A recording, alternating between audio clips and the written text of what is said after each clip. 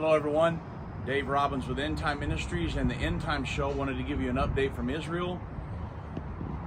We're still under lockdown here and a lot of places have not opened up. However, I will tell you that God is with us.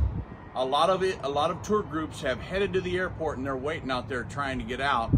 But we decided that God's with us and we're going to continue on. And so our guide has been calling around finding places that are open, and one of the places that we were allowed to get up into was the Garden Tomb, and I was allowed to share the gospel of the kingdom of God with everybody.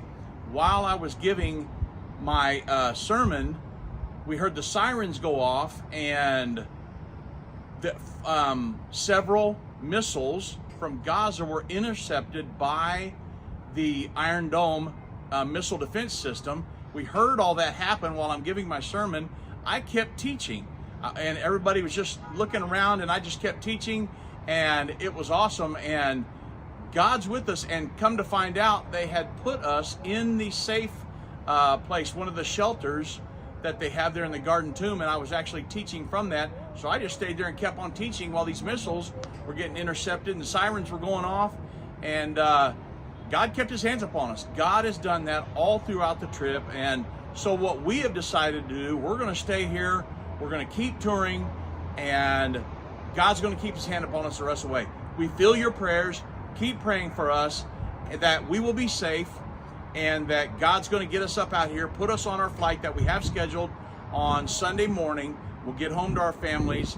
But also, we just found out that we're going to be able to transfer hotels to a place out on the Mediterranean Sea, and we're going to get to do our boat ride on the Sea of Galilee and have our baptisms in the Jordan River. So God is certainly with us. If you know us, you know that that's one of our big drives, and the big goal for me on these tours is to baptize everybody in the Jordan River. It looks like God has opened the door for us to do that. So Israel is in a state of war.